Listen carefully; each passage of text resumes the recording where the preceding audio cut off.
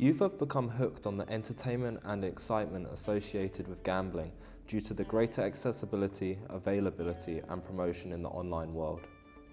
Assisted by the technology advancements in recent years, online gambling has evolved, allowing anyone to participate in various casino-type games in the comfort and privacy of their own homes. However, youth have become extremely susceptible to gambling-related practices, as they are now being promoted and endorsed within current mainstream forms of entertainment.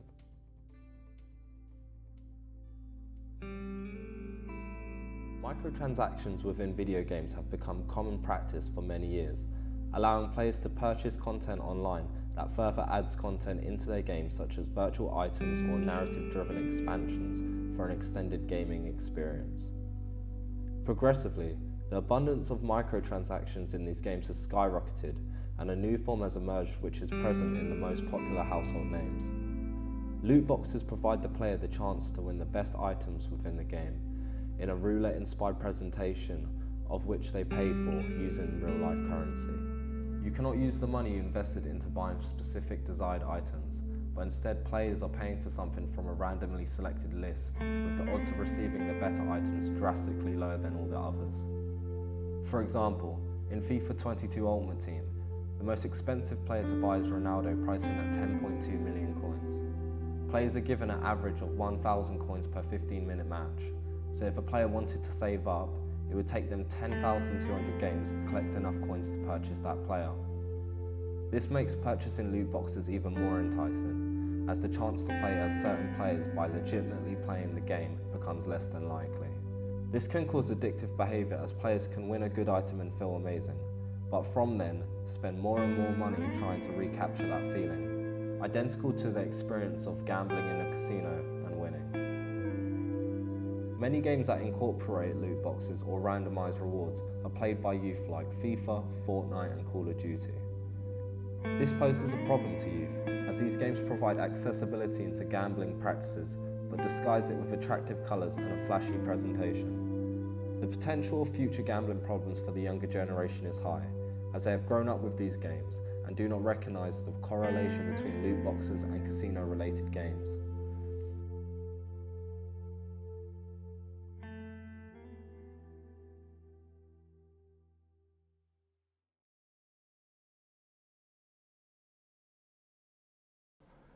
Well, when I won, it was definitely a rush. To be honest with you, at that age, I couldn't really get enough of it, and it just leaves you wanting more and more. To be honest with you, and that's exactly what I did. I just kept doing it.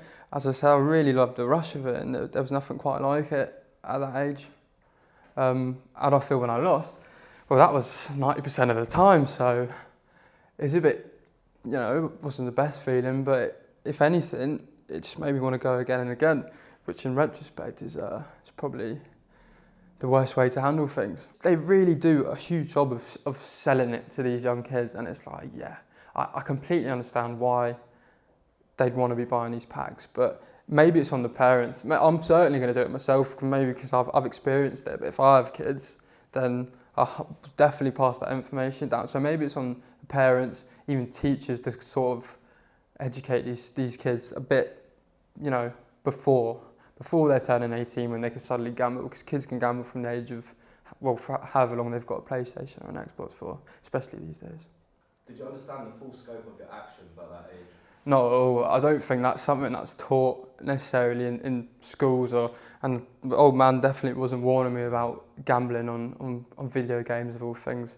So I didn't really have a Scooby, to be honest. Yeah, it was just 14 years of age. All I wanted to do was play games with my mates, and then get the better team, the better whatever it was, And yeah, I was having fun essentially, and I didn't see it any harm at that age. No harm, no foul.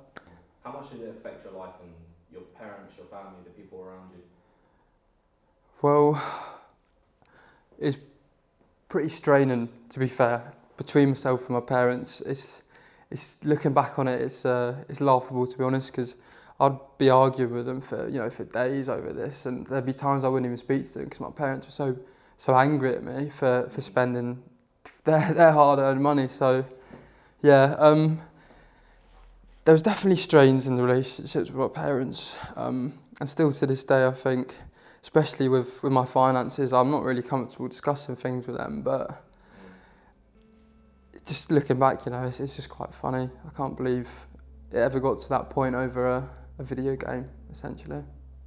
I'd just say the amount of money you could have saved by not doing that, and the amount of, you know, stress you wouldn't have got from people around you, and the mental exhaustion that it can bring, you'd just avoid all of that, and I'd be a lot smarter for it. So if I could tell myself, from 5-6 years ago, I'd slap round the head, I'd say, please just don't do that. There's much more to life. You're falling into a trap, essentially.